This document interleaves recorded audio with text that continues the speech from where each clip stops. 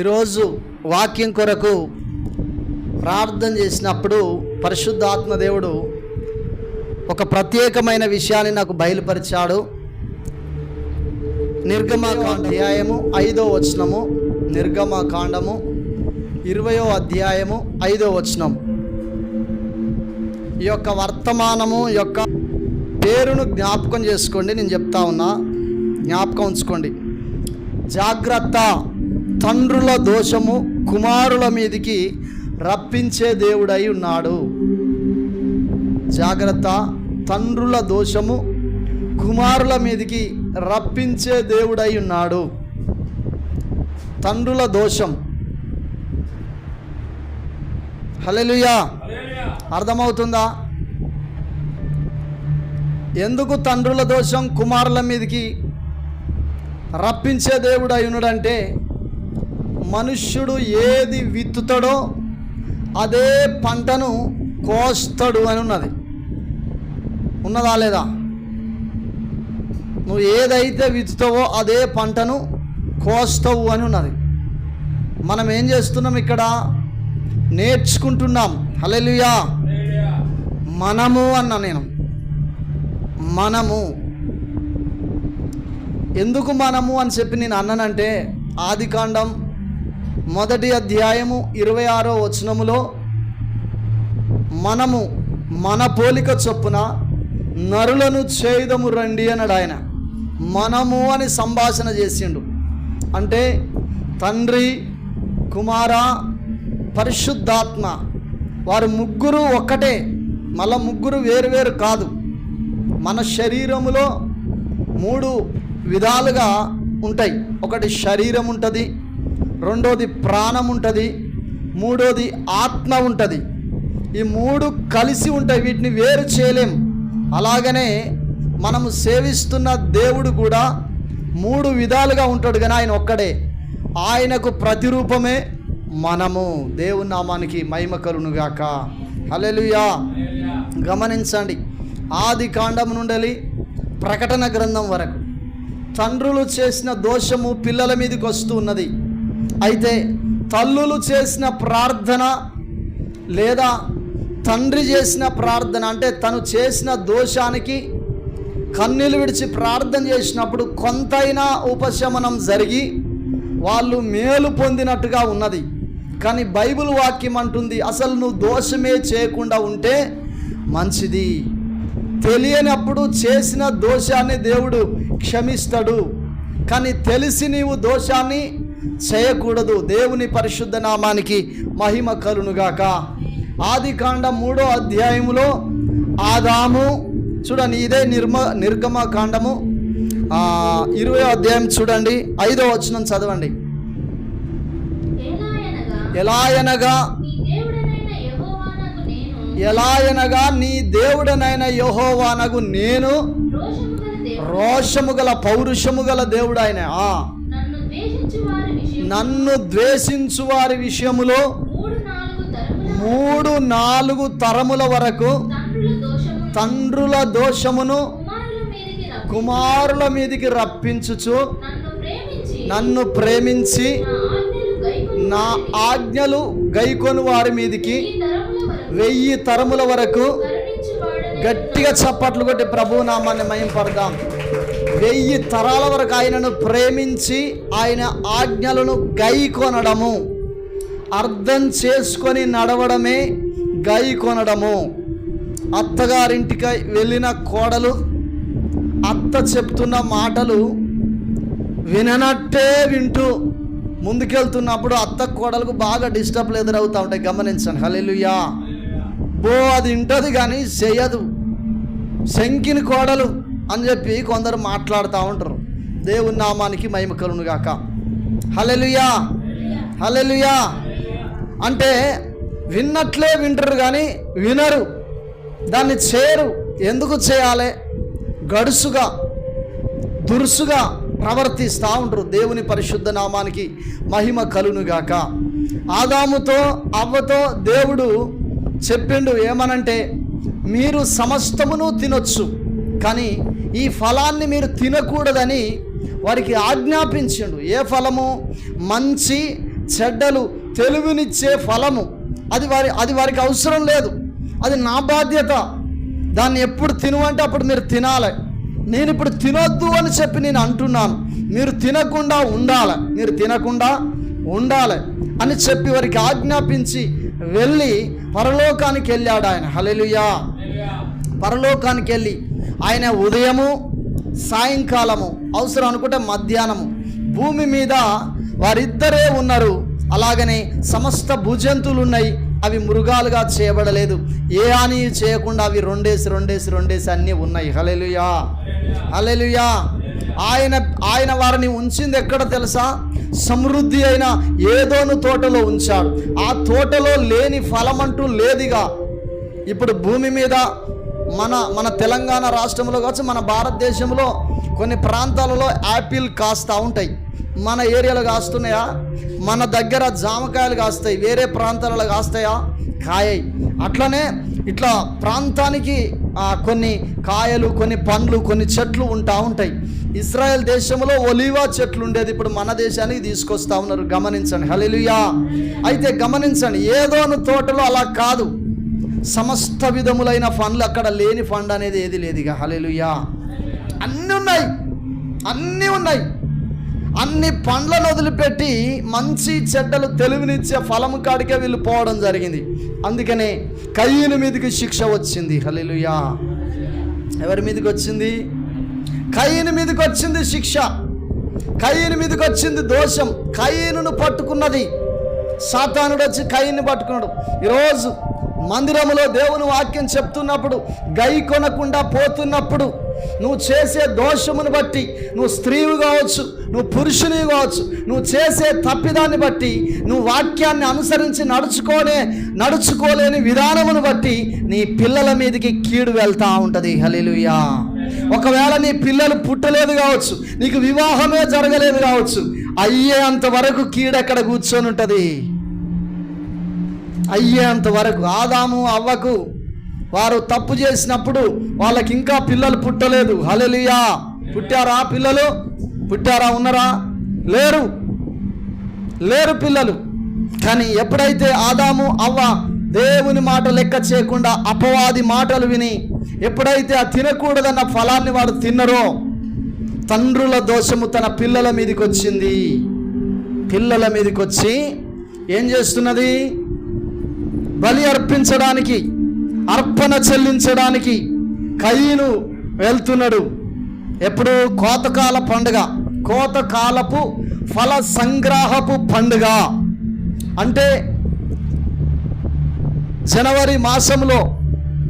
December జనవరి మాసంలో ఈ కోతకాలపు ఫల సంగ్రహపు పండుగను అక్కడ ఉన్నది. ఈ పండుగ వారు చేసుకుంటున్న సందర్భంలో వీరు అర్పణ చెల్లించడానికి వెళ్తున్నప్పుడు తండ్రి చేసిన దోషము కుమారునిలోనికి డెవిల్ స్పిరిట్ వచ్చి కూర్చున్నది. నువ్వు అర్పణ సరిగ్గా చెల్లించకు, నువ్వెందుకు చెల్లించాలరా అర్పణ? హల్లెలూయా.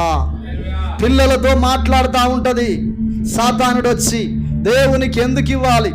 దేవుని ఆజ్ఞ నువ్వు ఎందుకు పాటించాలి? అసలు ఏం అవసరం? అసలు ఏంది? దేవుని కొరకు నేను ఎందుకు చేయాలి అని చెప్పి సాతానుడు ఏం చేస్తూ ఉంటాడు? పలు విధములుగా మాట్లాడుతూ ఉంటాడు తలలో వచ్చి. హల్లెలూయా. సాతానట యేసుక్రీస్తు ప్రభుల వారు చూసినట్లయితే ఇస్కరేతు యూదాకు ఆ రొట్టె ముక్క అందులో ముంచి తన చేతికి ఇవ్వగానే తినగానే సాతానుడు తనలో వచ్చి ప్రవేశించాడట. హల్లెలూయా. అదే విధంగా చూసినట్లయితే పంట తన యొద్దకు రాగానే కయీనులోనికి సాతానుడు వచ్చి, నువ్వు మంచి అర్పణ ఎందుకు చెల్లించాలి? నువ్వు కష్టపడి పండించిన పంటలో నుండి ఎందుకు దేవునికి ప్రథమ ఫలం తీసుకొని పోవాలి అని చెప్పి సాతానుడు మాట్లాడుతూ ఉన్నాడు. అప్పుడు ఏం చేసిందంటే తాలు, చెత్త, రాళ్ళు ఏరుకొని బస్తలో రింపుకొని, అపవిత్రమైనదంతా రింపుకొని, హృదయములో కూడా కుళ్ళు రింపుకొని వెళ్ళి దేవాలయములో తీసుకొని పెట్టాడట. హల్లెలూయా. కానీ కయీను మాత్రము ఎప్పుడు, ఏబేలు మాత్రము ఎప్పుడు తల్లి తండ్రి ఆరాధన చేసే దేవుణ్ణి వారు తప్పు చేశారు, ఆ దేవుని చేత త్రోసివేయబడ్డారు. అయితే బిడ్డ ఇలా ఉండాలంటే భయము కలిగి భక్తి కలిగి అతడు నడుచుకుంటూ ఉన్నాడు. అయ్యో మా తండ్రి చేసిన కీడు నా మీదకి వస్తుందేమోనని చెప్పి కన్నీళ్లు విడిచి ప్రార్థన చేసి నా అర్పణ నేను చెల్లించాలి, నా తండ్రి అంటూ ఏదో తప్పు చేసిండు కానీ నా అర్పణ నేను చెల్లించాలి, లేకపోతే కీడు నా మీదకి వస్తుందని చెప్పి భయము, భక్తి, శ్రద్ధ కలిగి కుమారుడైన ఏబేలు ఏం చేస్తా ఉన్నాడు? శ్రేష్టమైన అర్పణ దేవుని కొరకు పట్టుకొని వస్తా ఉన్నాడు. లేడి పిల్లవలే గంతులేసే కొదమలు, మంచి శ్రేష్టమైన గొర్రెలను తీసుకొని, మీరు చూడొచ్చు ఆదికాండము 4వ అధ్యాయంలో శ్రేష్టమైన గొర్రె పిల్లల్ని చూడండి, అక్కడ ఆ భాగం చూడండి, త్వరగా తీసి చదవాలి. శ్రేష్టమైన ఆ గొర్రె పిల్లను తీసుకొని వస్తున్నాడట.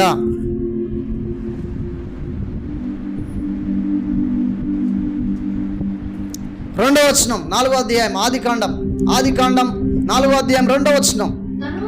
తర్వాత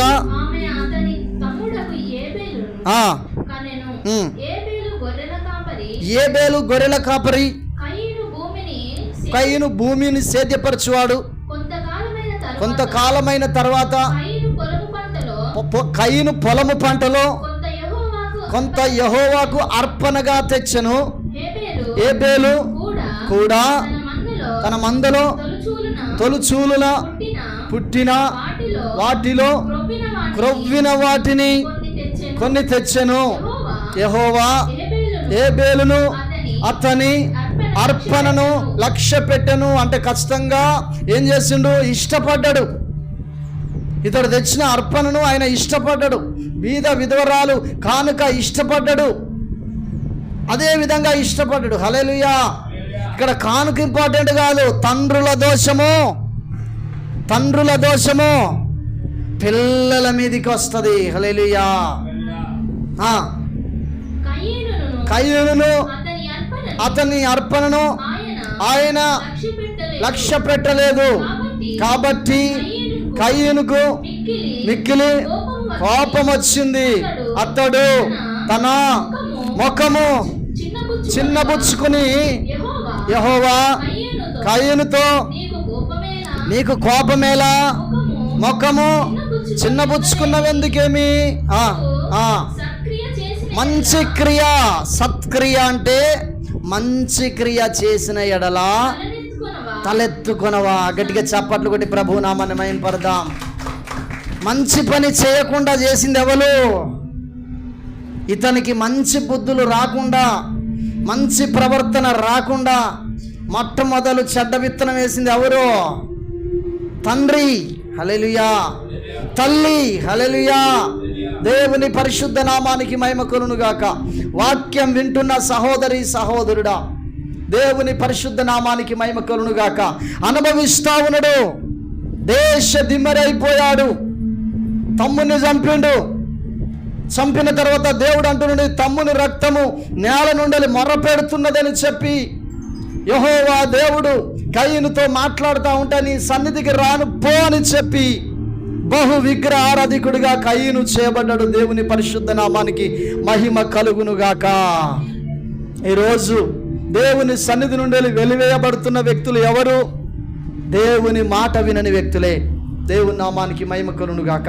సత్క్రియ చేయని వ్యక్తులే, మంచి పనులు చేయని వ్యక్తులే, వాక్యానుసారంగా నడవని వ్యక్తులే, నిందలు మోపే వ్యక్తులు, అబద్ధాలు చెప్పే వ్యక్తులు, సత్క్రియ చేయని వ్యక్తులు దేవుని సన్నిధి నుండి వెలివేయబడతా ఉన్నారట. హల్లెలూయా. హల్లెలూయా. మన మధ్యలో ఇప్పుడు గుడారాల పండుగ జరుగుతూ ఉన్నది. అక్కడ ఈరోజుకు లాస్ట్ గుడారాల పండుగ జరుగుతూ ఉన్నది. ఆయనే సేవకునిగా వచ్చిన తర్వాత తను సాక్ష్యం చెప్పాడు. తన సాక్ష్యంలో రక్తము కక్కడానికి గల కారణం ఏదో ఉన్నది తెలుసా? హల్లెలూయా. రక్తము కక్కడానికి గల కారణము ఒకటి ఉన్నది. ఏంటి? తన తండ్రి వాళ్ళ తండ్రి పోతురాజు. ఇతనాట పూనకం వచ్చినప్పుడు ఏం చేసేది? మేకపోతులు ఆ మెడగొరికి రక్తాన్ని తాగేదట. బహు విగ్రహారాధికుడు, దేవునికి వ్యతిరేకి, బాగా తాగిన రక్తం. హల్లెలూయా. హల్లెలూయా. దేవునికి నమ్మకమైన వాడు కాదు, దేవుని సన్నిధికి వచ్చిన వ్యక్తి కాదు. తర్వాత తన కుమారుని వివాహమైంది, పోతురాజు కొడుకు వివాహమైంది. ఆడపిల్లలు పుట్టాడు కానీ మగ పిల్లగాడు పుట్టట్లేదు. పుట్టినోడు పుట్టినట్టు ఏమవుతాడు, చచ్చిపోతా ఉండు. తర్వాత గమనించండి, ఏసన్న గారు కడుపులో పడ్డది మొదలు పెడితే వాళ్ళ తల్లి భూమి మీదకి వచ్చి అంతవరకు బాగా బాధపడతా ఉంది. ఆయన పుట్టిన తర్వాత సేమ్ అట్లనే అస్వస్థతకు గురి అయ్యాడట ఏసన్న గారు కూడా. హల్లెలూయా, హల్లెలూయా. అస్వస్థతకు అంటే అనారోగ్యాల పాలిగా చావు బ్రతుకుల మధ్యలో ఉన్నప్పుడు ఈమె వెళ్ళి ఒక పాస్టర్ దగ్గరికి వెళ్ళి ప్రార్థన చేయించింది. ప్రార్థన చేయించినప్పుడు అతడు ప్రార్థన చేసి ఇతన్ని దేవుడు సేవలో వాడుకోవాలని సమర్పించిండు. కానీ తండ్రి తాత దోషం ఎవరి మీదకి వచ్చింది? 3-4 తరముల దోషము పిల్లల మీదకి వస్తుందని రాయబడి ఉంది. హల్లెలూయా. 3-4 తరాల దోషం ఎవరి మీదకి వచ్చింది? ఏసన్న గారి మీదకి వచ్చింది. హల్లెలూయా. కొద్దిగా పెరిగిన తర్వాత భయంకరమైన పిచ్చోన్ లెక్క, ఎడ్డోన్ లెక్క, అజ్ఞాన స్థితి. ఎన్నిసార్లు చదువుకున్నా చదువు రాకపోవడం, చదువు అబ్బకపోవడం, మెంటల్గా డిస్టర్బ్ శాపము తన మీదకి వచ్చి తను అలా చేస్తూ ఉన్నది. ఆ శాపము తండ్రి చేసిన, తాత చేసిన శాపము మనవని మీదకి వచ్చి ఏం చేస్తున్నది? భయంకరంగా తనకు అజ్ఞాన స్థితిలో, చదువు అబ్బని స్థితిలో, పిచ్చిగా ఉండే స్థితిలో చేస్తూ ఉన్నది. తల్లికే విసుకొచ్చి ఒకరోజు కొట్టడం ప్రారంభమైనప్పుడు పారిపోయి బయటికి వెళ్ళాడు.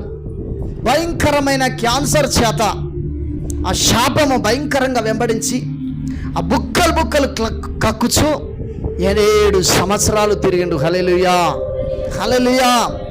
దైవజనుని ప్రార్థన అతన్ని కాపాడుతూ వచ్చింది, కానీ శాపం ఎంతగా అనుభవించాడు ఆయన పట్ల దేవుని ప్రణాళిక ఉన్నది కాబట్టి ఆ మాత్రము కాపాడుకొని వచ్చి ఎన్నోసార్లు ఆ కృష్ణా నదిలో పడి చనిపోయే వ్యక్తిని దేవుడు కాపాడిండు. రక్తము కక్కుకొని పందుల యొద్ద, కుక్కల యొద్ద, కోళ్ళ యొద్ద, ఇంకా చూసినట్లయితే మురికాలువలో పడిన మురిగిపోయిన ఆహారము కూడా తిని భయంకరమైన వ్యాధి పీడితై 7 సంవత్సరాలు హింసించబడ్డాడు. ఎంతో శిక్షణ అనుభవించాడు. హల్లెలూయా, హల్లెలూయా. దైవజనుని ప్రార్థన అతన్ని కాపాడి తీసుకొని వచ్చింది, కానీ అదే శాపానికి గురై అతడు చనిపోయే వ్యక్తి. అంతమంది చనిపోలేదు. హల్లెలూయా. పెద్దమ్మ గడ్డలో ఒక వ్యక్తి, ఎన్నోసార్లు ప్రార్థించాం, పాపం తల్లి చనిపోయింది మాకు తెలుసు. ఆ మధ్యలోనే తండ్రి ఎప్పుడో చనిపోయి ఉండొచ్చు. తల్లి చనిపోయింది, ఆయన కూడా చనిపోయాడు. తల్లి చచ్చిపోయి బిగుసు కట్టుకొని పోయి ఇంట్లో ఉన్నది. ఆ కుటుంబం అంతా, ఆ ఇల్లు అంతా ఎట్లున్నది? పడాబడి. హల్లెలూయా, హల్లెలూయా. దేవుని పరిశుద్ధ నామానికి మహిమ కలుగును గాక. గమనించండి దైవజనమా, మనము మన సొంత కోరికలను, సొంత ఆలోచనలను, సొంత తలంపులను ఉపయోగించి మనం నడుస్తూ ఉంటాం, ఆజ్ఞను మీరుతూ ఉంటాం, ఆజ్ఞ తప్పుతూ ఉంటాం. చులకనగా దేవుని వాక్యాన్ని ఏం చేస్తూ ఉంటాము? నిర్లక్ష్యం చేస్తూ ఉంటాము. జాగ్రత్త పడాలి. హల్లెలూయా. ఏం చేయాలి? జాగ్రత్త పడాలి. హింసించబడ్డాడు 7 సంవత్సరాలు. తల్లికి తండ్రికి విసుకొచ్చింది. రావడానికి గల కారణం ఏంటి? తాత శాపము. హల్లెలూయా. 4, 3, 7 తరాల శాపము వచ్చేసింది. దావీదు చేసిన తప్పుకి ఎవరి మీదకి వచ్చిందండి? హల్లెలూయా. దావీదు చేసిన తప్పుకి ఎవరి మీదకి వచ్చింది శిక్ష? కుమారుని మీదకి వచ్చింది, కూతురు మీదకి వచ్చింది. కూతురు తను అట్లా పాపం చేశాడో అదే విధముగా తన కూతురు చెడిపోయింది. హల్లెలూయా. తన భార్యలు చెడిపోయారు. తన పెద్ద తన అభిషాలోము కూడా చనిపోయాడు. అమ్నోను చనిపోయాడు. ఎందుకు? ఆ దోషం అలా వచ్చింది. కానీ దావీదు మరలా ఉండి ప్రార్థన చేయడం ప్రారంభం చేశాడు. హల్లెలూయా. మనకు తప్పు చేయడం ఒకటే ఎరగవ, అందరి గురించి మాట్లాడట్లే. హల్లెలూయా. కొరహు చేసిన తప్పుకు కొరహు పిల్లల మీదకి రావాల కీడు వస్తున్నది. సంహారమునే తప్పించెను. సంహారపు దూతలను తప్పించే శక్తి యేసు రక్తానికి ఉన్నది, యేసు శక్తికి ఉన్నది. సంహార దూతలు కొరహు భార్య పిల్లల దగ్గరికి వెళ్ళి ఆవలిస్తా ఉన్నాయి, నవ్వుతా ఉన్నాయట. కానీ కొరహు భార్య ఒక మనిషిని కీడులోనికి వెళ్లకుండా కాపాడది దేవుని సన్నిధిలో ప్రార్థన. హల్లెలూయా. ప్రార్థన చేస్తున్న వ్యక్తి కూడా పడిపోకుండా ప్రార్థన చేస్తే ఏ దూత కూడా నిన్ను కాపాడదు. సంహార దూత నిన్ను ఖచ్చితంగా మింగివేయడం జరుగుతుంది. దేవుని పరిశుద్ధ నామానికి మహిమ కలుగును గాక. కొరహు భార్య పిల్లల మీదికి కూడా శిక్ష రాబోతున్నది. గుడారము యొద్దకు వచ్చి సంహారకుడు దూత ఆగిపోయిందట. ఎందుకో తెలుసా? కొరహు భార్య పిల్లలు ప్రార్థన చేస్తున్నారు. హల్లెలూయా, హల్లెలూయా, హల్లెలూయా. దేవుని నామానికి మహిమ కలుగును గాక. ఈరోజు వింటున్న ప్రియ సహోదరి సహోదరుడా, నీ దోషము, నువ్వు చేస్తున్న తప్పిదము, నువ్వు చేస్తున్న మిస్టేకు నీ పిల్లల మీదకి పోదను అనుకుంటున్నావా? పోదను అనుకుంటున్నావా?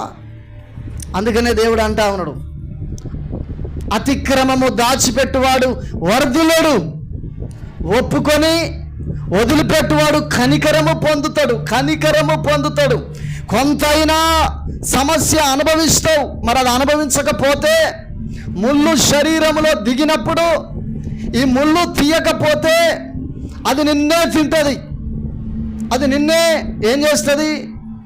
తినేస్తుంది, నిన్ను చంపేస్తుంది.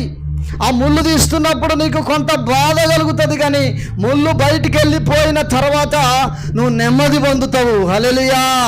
మనిషి జీవితంలో కూడా కీడు, నీవు చేసిన తప్పిదానికి కీడు నీ మీదకి వచ్చినప్పుడు కొంత శ్రమ గుండా ఆయన నిన్ను నడిపించి దాన్ని తొలగిస్తాడు. కొంత శ్రమ నుండి నిన్ను నడిపించి తొలగిస్తాడు. నీ పిల్లల మీదకి కీడు రాకుండా నీ ప్రార్థన కాపాడుతుంది. తెలిసి నువ్వు తప్పు చేసినట్లయితే అది అలాగనే వెళ్ళిపోతూ ఉంటుంది. హల్లెలూయా, హల్లెలూయా.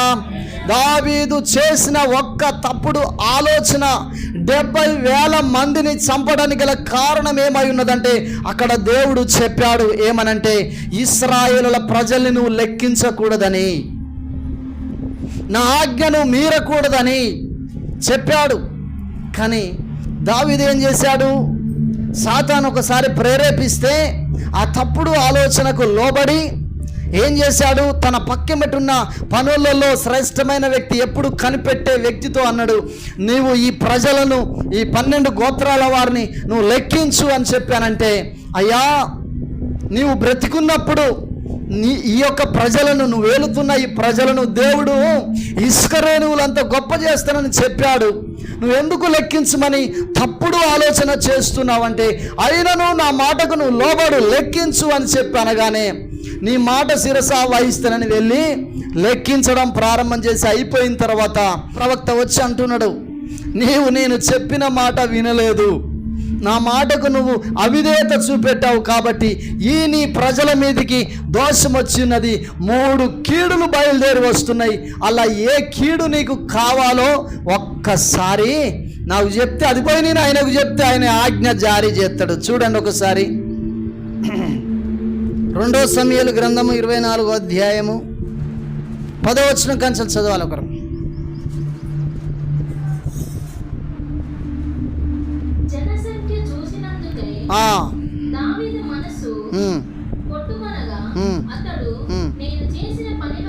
నేను చేసిన పని వలన గొప్ప పాపము కట్టుకొంటిని, నేనెంతో అవివేకినై దాన్ని చేసి తిని, యెహోవా కరుణించు, నీ దాసుడనైనా నా దోషమును పరిహరింపుమని యెహోవాతో మనవి చేయగా, ఉదయమున దావీదు లేచినప్పుడు దావీదునకు దీర్ఘదర్శియగు గాదునకు యెహోవా వాక్కు ప్రత్యక్షమై ఇలాగు సెలవిచ్చెను, నీవు పోయి దావీదుతో ఇట్లనుము, యెహోవా సెలవిచ్చినదేమనగా 3 విషయములను నీ ఎదుట పెట్టుచున్నాను, వాటిలో ఒక దానిని నీవు కోరుకొనిన ఎడల నేనది నీ మీదికి రప్పించెదను. కావున గాదు దావీదు నొద్దకు వచ్చి ఇట్లని ఆ సంగతి తెలియజెప్పాను. నీవు నీ దేశమందు చూడండి 3 కీడులు కోరుకోమన్నాడు దేవుడు. హల్లెలూయా. ఆయన ప్రార్థన చేసిండు. దావీదు ఏం ప్రార్థన? అయ్యో నా పాపాన్ని పరిహరింపు అని ప్రార్థన చేసిండు. పరిహరింపని ప్రార్థన చేస్తే దేవుడు ప్రవచనం పంపించడం, పెద్ద భయంకరమైన సంఘటన రాకుండా 3 సంఘటనలు పంపించాడు. 3 కీడులు. ఏది కావాలో అది కోరుకో, దాన్ని నీ మీదికి రప్పిస్తా. ఆప్తానడా? హల్లెలూయా. దావీదంత ప్రార్థన పరులమా?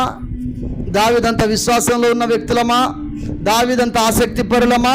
దేవుని చేత ఇష్టానుసారుడైన మనుషుడు అని పిలువబడ్డాడు. అపోస్తుల కార్యము 13వ అధ్యాయంలో అక్కడ రాయబడి ఉంది. దేవుని నామానికి మహిమ కలుగును గాక. మొదటి కీడు 7 సంవత్సరాలు కరువు.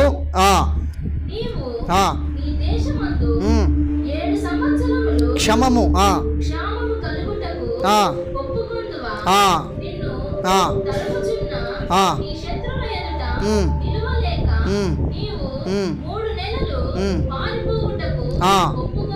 ఒప్పుకొందువా?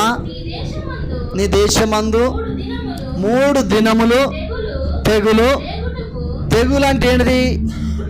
చిన్నప్పుడు అనేది ఏంటంటే గప్తరా. హల్లెలూయా. కరోనా వచ్చినప్పుడు ఎట్లా చచ్చిపోయారు ప్రజలు? 3 విషయాలు. 1, 7 సంవత్సరాలు క్షమము అంటే భయంకరమైన కరువు కావచ్చు, భయంకరమైన వ్యాధులు కావచ్చు, ఏదో ఒకటి 7 సంవత్సరాలు ఉంటాయి. ఇది కోరుకుంటావా? 3 నెలలు నీ శత్రువులు నిన్ను తరుముతారు. నీ రాజమందిరాన్ని వదిలిపెట్టి నువ్వు దేశం వదిలిపెట్టి పారిపోవాలా 3 నెలలు. 3వది 3 రోజులు తెగులు బయలుదేరి వస్తుంది. హల్లెలూయా. ఈ 3 ఏది కావాలా నీకంటే? దేవుని చేతిలో నేను పడితే చాలు, ఆయన ఎట్లనైనా చేస్తాడు, నేను ప్రార్థన చేస్తా, ఆయన ఎట్లనైనా చేసి తగ్గిస్తాడు అని ఈ 3 రోజుల తెగులు గురించి ఆలోచన చేసిండు. హల్లెలూయా. అప్పుడు ఆయన చేసిన తప్పుడు ఆలోచనకు అమాయకపు ప్రజలు 70,000 మంది చచ్చిపోయారట. దైవజనం. హల్లెలూయా. ఎంతమంది అట? 70,000 మంది. చూడండి 15వ వచనం చదువు.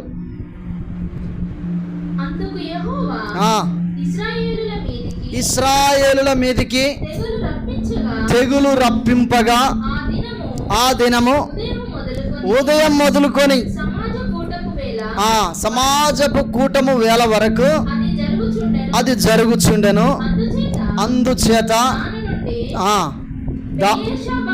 దాను నుండి బెహెర్షెబా వరకు 70,000 మంది చచ్చిపోయారట. గట్టిగా చప్పట్లు కొట్టి ప్రభు నామాన్ని మహిమపడదాం. గమనించండి ఒకసారి. 70,000 మంది అంటే ఈ గ్రామంలో 1,500 మంది ఉన్నారు. ఇట్లాంటి ఎన్ని గ్రామాలు? హల్లెలూయా. తండ్రుల దోషము పిల్లల మీదికి, తాతల దోషము పిల్లల మీదికి. ఇది దేవుని రాజు, ఒక రాజు పరిపాలన చేసిన వ్యక్తి, ఒక రాజు. ఈ రాజుని సాతానుడు మరి మీరు గమనించండి. దావీదు చేసిన మిస్టేక్ని బట్టే కాదు. చూడండి మామూలుగా ఉండదు. 24వ అధ్యాయం 1వ వచనం.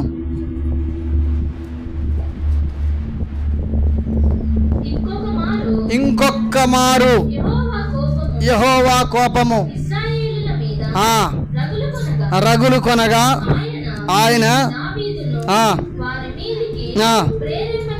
చాలు. హల్లెలూయా. ఎవరు చేసిన తప్పు? ఇశ్రాయేలులు అంటే సంఘం చేసిన తప్పును బట్టి దావీదును పోయి సాతానుడు ప్రేరేపించేటట్టు దేవుడే చేసినట. ఇశ్రాయేలులు అంటే సంఘము. హల్లెలూయా. హల్లెలూయా. దేవుని పరిశుద్ధ నామానికి మహిమ కలుగునుగాక.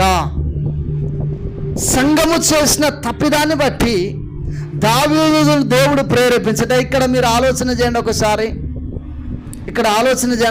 హల్లెలూయా. అంటే పిల్లలు చేయొద్దు మిస్టేకు, తల్లిదండ్రులు చేయొద్దు. అక్కడ తాత చేసిన తప్పిదాన్ని బట్టి కొడుకులు పుట్టలే, లేక ఒక్క కొడుకు పుడితే ఆ ఒక్క కొడుకు భయంకరమైన క్యాన్సర్ పేషెంట్ అయి చాబ్రతుకుల మధ్యలో ఉన్నాడు. దేవుడు కాపాడుకున్నాడు. అంటే కీడు తనకు వచ్చిందా రాలేదా? హల్లెలూయా. ఎంతమంది యేసన్నను తిట్టారంటే మన క్యాసెట్లో చూడొచ్చు, సాక్ష్యం బుక్ మేము చూసాం. చాలా మంది అన్నారు, వీళ్ళ తాత తాగిన రక్తం అంతా వీడు కక్కుతున్నాడు రా, వీడు కక్కుతున్నాడు, వాని శాపం అంతా వీని మీదకి వచ్చిందిరా అని అనేకులట ఎగతాళి చేస్తూ హోటల్ దగ్గరికి వెళ్తే భోజనాన్ని అట్లా కుక్కకి ఇసిరేసినట్టు ఇసిరేసారట. ఈరోజు కొన్ని లక్షల మందికి భోజనం పెట్టే వ్యక్తిగా దేవుడు చేసుకున్నాడు. అతని పట్ల కనికరం దేవుడు చూపెడితే జరుగుతుంది అది. హల్లెలూయా. నీ భార్యకు కావచ్చు, నీ భర్తకు కావచ్చు, నీ పిల్లలకు కావచ్చు, నీ అత్తకు కావచ్చు, నీ కోడలకు కావచ్చు, నీ మావకు కావచ్చు, దేవుని కనికరము యేసన్న గారికి వచ్చినట్టు కావచ్చు. రాకపోతే ఒకవేళ హల్లెలూయా ఏమవుతారు వాళ్ళు ఒకసారి ఆలోచన చెయ్యి. దానికి నువ్వేం చేయాలి? జాగ్రత్త పడాలి. అందుకని అంటే నువ్వు జాగ్రత్త పడాలి. యెహోవా వాక్యమును ఎగతాళి చేయకూడదని రాయబడి ఉంది. దేవుని పరిశుద్ధ నామానికి మహిమ కలుగునుగాక. హల్లెలూయా. మీరు గమనించండి, యోనాతాన్ బైబిల్లో సమూయేలు గ్రంథం చూడండి ఒకసారి, 18వ అధ్యాయము చూడండి. మొదటి సమూయేలు గ్రంథము 18వ అధ్యాయము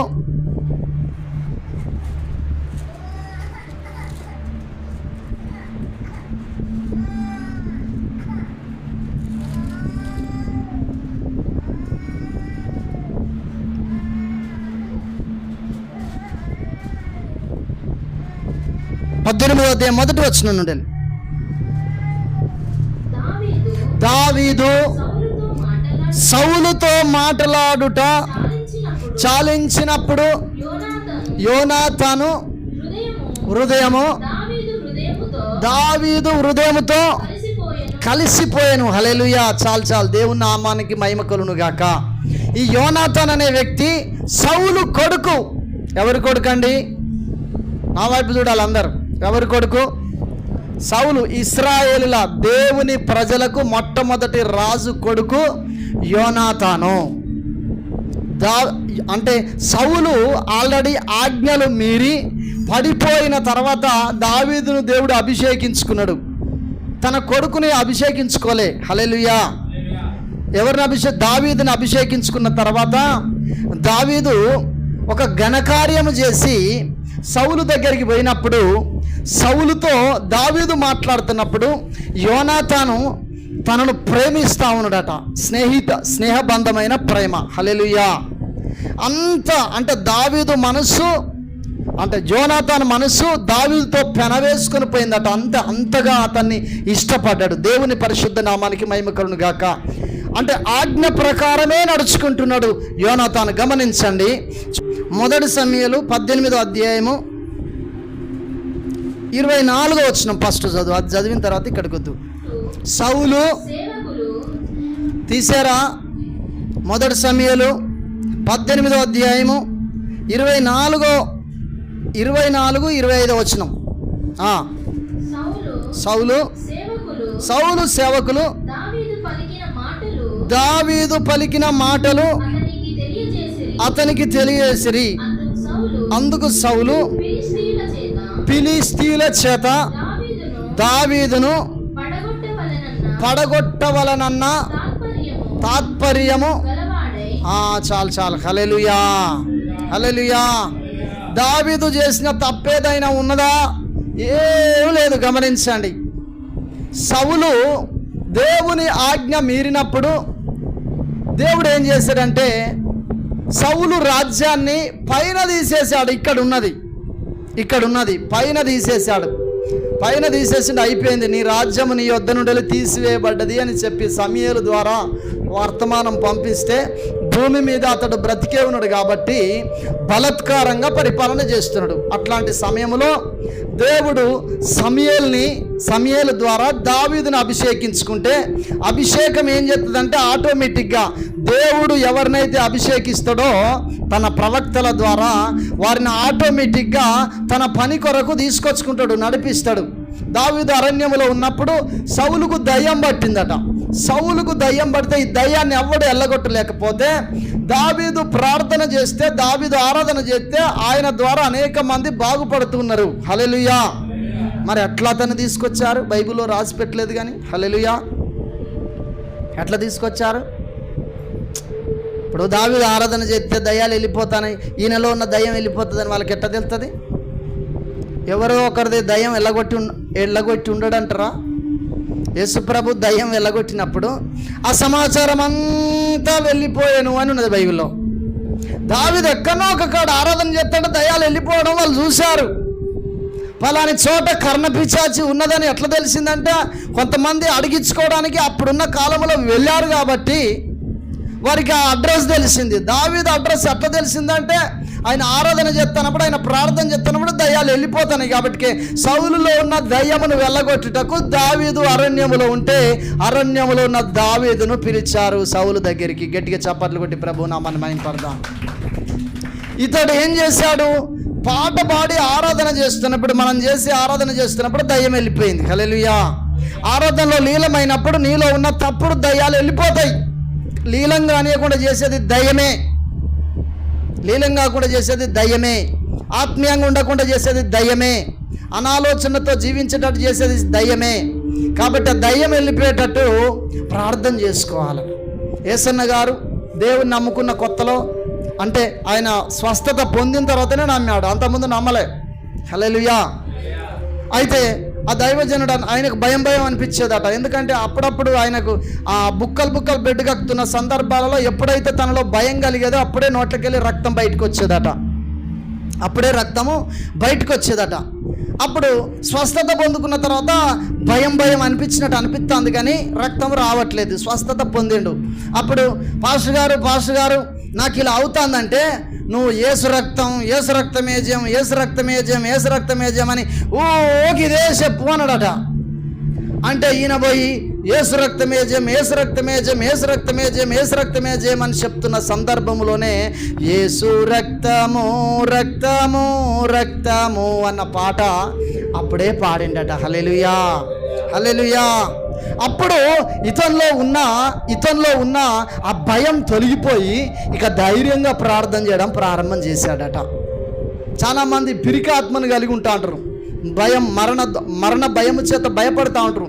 నువ్వు యేసు రక్తం చేయమని చెప్తా ఉండాలి. హల్లెలూయా. దావీదు కూడా ఈ గిటార్ పట్టుకొని ఆరాధన చేస్తున్నప్పుడు సౌలులో ఉన్న దయ్యం వెళ్ళిపోయిన తర్వాత సౌలు అంటాడు, నువ్వు నా దగ్గరనే ఉండాలి, నా ఎమ్మటే ఉండాలి, దేవుని ప్రేరేపణ ద్వారానే. హల్లెలూయా. ఉన్న తర్వాత ఇతడు ఏం చేశాడు? గోలియాతును పోయి చంపొచ్చిండు. సైన్యం అంతా చంపలేకపోయింది. ఇతనిలో ఉన్న అభిషేకం గోలియాతును చంపింది తీసుకొని పోయి. హల్లెలూయా. అప్పుడు ఇక్కడికి రాగానే ఇప్పుడు ఏం జరుగుతూ ఉందంటే, సౌలు వేల కొలది మంది ప్రజలను చంపితే దావీదు 10,000 కొలది మందిని చంపిండు. ఒక్కరిని చంపితే 10,000 కొలది మందిని చంపిండు అని చెప్పి వాళ్ళు అంటూ ఉన్నారు. ఎందుకో తెలుసా? హల్లెలూయా. మరి 10,000 మంది కూడా ఆ ఒక్కరిని చంపలేకపోయారు. అందుకని ఒక్కరిని పడగొడితే దేశం మొత్తం వచ్చింది వీళ్ళ స్వాధీనంలోనికి. కాబట్టి అతన్ని పొగుడుతున్నప్పుడు సౌలుకు విషపు చూపు చూడము, దావీదు వైపు విషపు చూపు చూడడం ప్రారంభం చేసినట్టు. హల్లెలూయా. విషపు చూపు ఎప్పుడొస్తుందో తెలుసా? సాతానుడు నీలో ప్రవేశించినప్పుడు విషపు చూపు మనలో ప్రవేశిస్తూ ఉంటుంది. ఎదుటి వ్యక్తిని ఓర్వకుండా చేస్తూ ఉంటుంది విషపు చూపు. హల్లెలూయా. ఈ తండ్రి విషపు చూపు దావీదుని ఎప్పుడైతే చూసి అక్కడ తన పక్కమట్టున్న వ్యక్తులతో చెప్తానుడు, ఫిలిష్తీయులతో చంపాల దావీదును. హల్లెలూయా. ఫిలిష్తీయులతో చంపాల దావీదుననే ఒక తాత్పర్యము తన మనసులో తిరుగుతూ ఉన్నది. అరే, దేవుడు అభిషేకించుకున్న వ్యక్తిని నేను ఇలా తప్పుగా ఆలోచన చేస్తున్నానే అనే భయం లేకుండా ఎప్పుడైతే దావీదును చంపాలని తిరుగుతున్నాడో తన పతనం ప్రారంభమైంది. హల్లెలూయా. తన పతనము ప్రారంభమైంది. ఇప్పుడు చదువురా, నేను ఇంతకుముందు చెప్పిన 2 సమూయేలు 1వ అధ్యాయం 5వ వచనం. సౌలును అతని కుమారుడైన యోనాతానును మరణమైరని. హల్లెలూయా.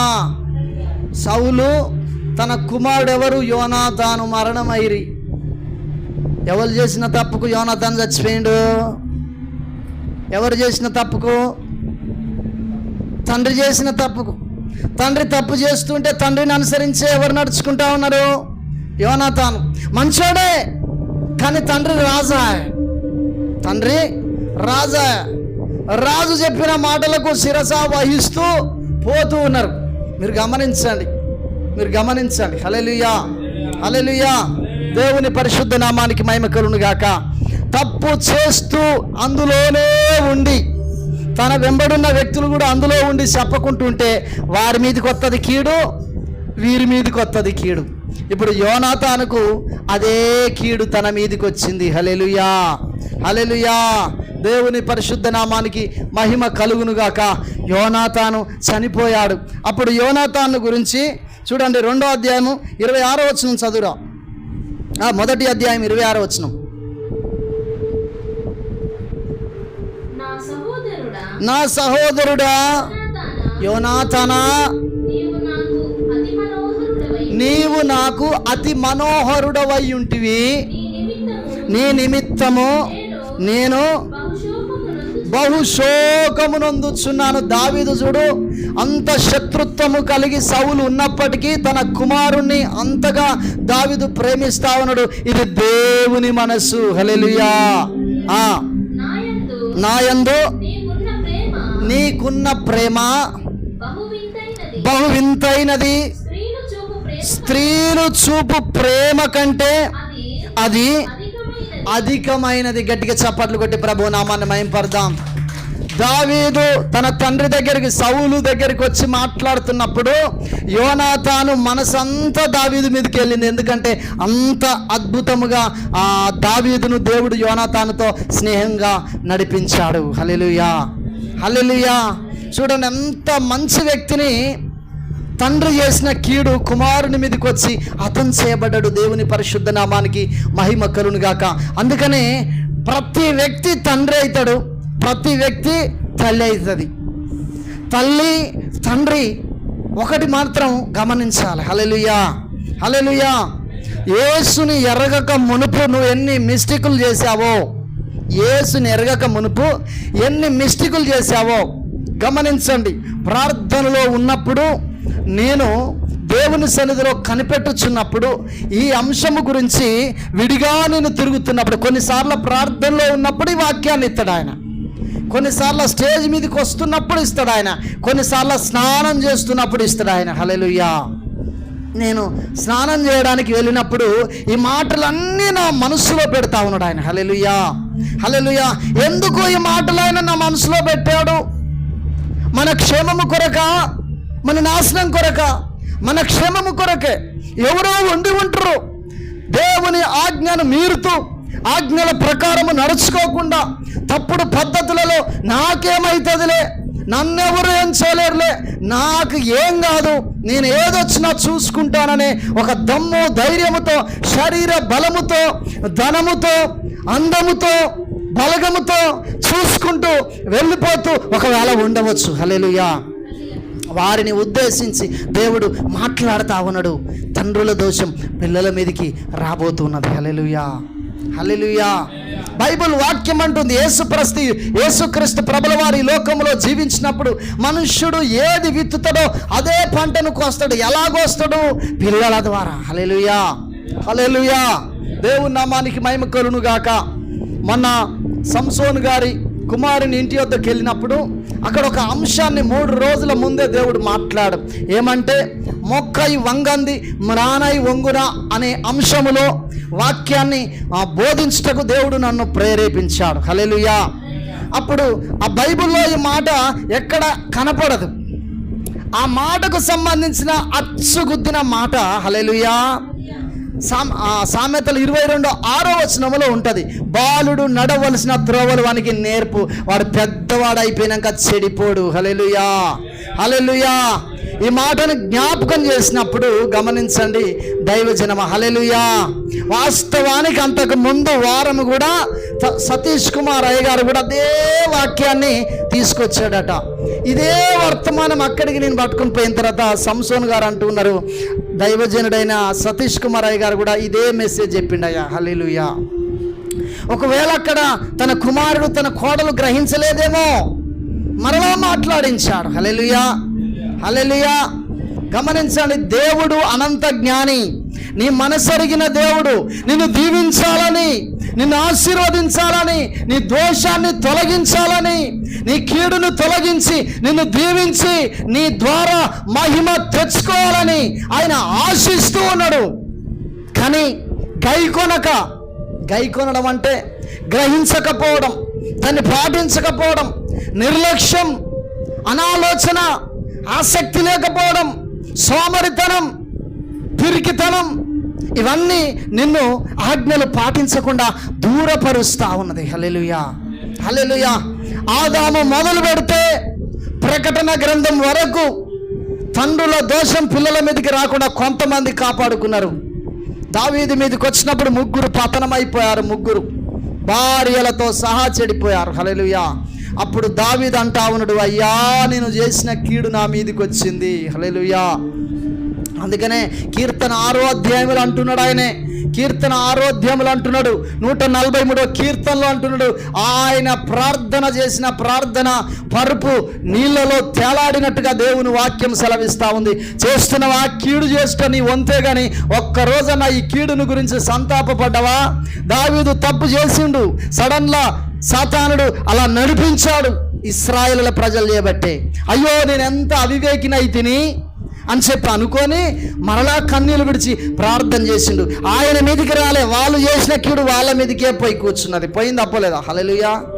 వాళ్ళు చేసిన కీడు వాళ్ళ మీదకే పోయి కూర్చున్నది. దావీదుకి ఏం కాలే, దేవుడు అలా ప్రేరేపించాడు. కొన్నిసార్లు మీరు చేస్తున్న కీడును బట్టి దేవుడు నన్ను ఆ కఠినమైన వాక్యము చెప్పించే విధంగా చేస్తాడు. హల్లెలూయా. పైన వారము ఎంత అద్భుతంగా ఖండించే మాటలు దేవుడు మాట్లాడు. అసలు నేను మందిరం కాడికి శాంతంగా వచ్చాను స్టేజ్ మీదకి. దేవుడు ఒక అగ్ని వలె కఠినత్వం గురించి మాట్లాడు. నిజమే, కఠినం చేసుకొని అనేక మంది పతనమైపోయారు. చెప్పుతో వినరు. యేసన్న గారు ఒక ఇంటికి పోయాడట. పోతే ఇంతే ఉండొచ్చు అబ్బాయిలు, వాడంత చెప్పితే వినడాట. ఎంత చెప్పి నేను పోతే వాని కోపం వచ్చి అయ్యా ఈసిరి కోరితే బండకు తాకి చెవులకి వెళ్ళి రక్తం వెళ్ళిందట. అయినా కానీ నేనేనా అంటున్నట. హల్లెలూయా. అప్పుడు యేసన్న ప్రార్థన చేస్తే దేవుడు బయలుపరచాడట. కటిక ఉపవాసం ఉండి అతడు ప్రార్థన చేస్తే వీడు మారుతాడు అన్నాడట. హల్లెలూయా. కొన్నిసార్లు మొండి దయ్యాలు పోవాలంటే కటిక ఉపవాసం ఉండాలి. కటిక ఉపవాసం అంటే అద్దచేరు సాయే, ఓ 4 అప్పలు అందులో వేసుకొని, లేదా ఉప్మా, లేకపోతే ఆ జీడిపప్పు, ఇవన్నీ అందులో వేసుకొని గుట్ట దాగి వచ్చి కూర్చున్నాడు కాదు. హల్లెలూయా. పోయిన శుక్ర శని ఆది కావచ్చు, నిన్న కావచ్చు, ఈరోజు కావచ్చు. ఈరోజు కొంత బలహీనుడనుగా ఉన్నా కాబట్టి ఇంత టీ సుక్క తాగిన కానీ నిన్న టీ కూడా తాగలే. హల్లెలూయా. కట్టిక ఉపవాసం ఉండాలనే ఆలోచన కలిగి ముందుకెళ్తా ఉన్నాం. దేవుడు నాకు ఇచ్చిన సమయాలలో మీరు కూడా మీ పిల్లల కొరకు ఇప్పటి వరకు నువ్వు చేసిన కీడు నీ పిల్లల మీదకి వస్తున్నదేమో ఒకసారి గమనించు. నువ్వు ఆజ్ఞను పాటించకపోతే నీ పిల్లల మీదకి ఆ కీడు వస్తున్నదే గమనించు. నువ్వు కూడా ఆ శోధన అనుభవిస్తున్నావో ఒకసారి గమనించు. నిన్ను నువ్వు పరీక్షించుకో. హల్లెలూయా. ముళ్ళు కాలులో దిగుతుంది, ఎక్కడున్నదో దొరకదు. నడత అంటేనే కలుక్కో అంటాడు, కానీ దొరకదు. హల్లెలూయా.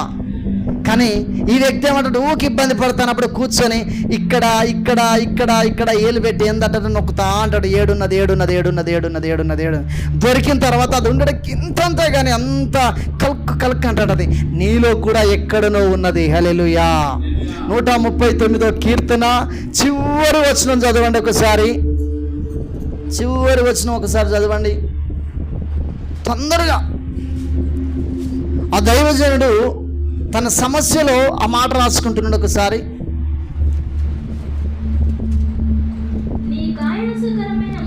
నీకు ఆయాసకరమైన మార్గము నా యందున్నదేమో చూడు ఒక్కసారి. హల్లెలూయా. చదువు. నిత్య మార్గములో గట్టిగా చప్పట్లు కొట్టి ప్రభునామాన్ని మహిమపడదాం. ఇప్పుడు మనం మోకరించి ఏం ప్రార్థన చేయాలి? ప్రభువా, నేను నీ ఆజ్ఞను దేవుని నమ్ముకున్నది మొదలు పెడితే అంతకుముందు కూడా ఇప్పుడు కూడా నీ ఆజ్ఞలు పాటించకుండా ఇప్పటి వరకు నా పిల్లల దగ్గరికి పోయి కూర్చున్న దూతలు వెళ్ళిపోవునట్లు ఈరోజు నా యందు నువ్వు కనికరపడాలి, నేను నా జీవితాన్ని మార్చుకుంటా అని చెప్పి తలలు వంచినట్లయితే ప్రార్థన చేసుకుందాం. ఒక తీర్మాన ప్రార్థన. Thank you Holy Spirit, thank you Lord, thank you Lord, thank you Lord, thank you Holy Spirit, thank you.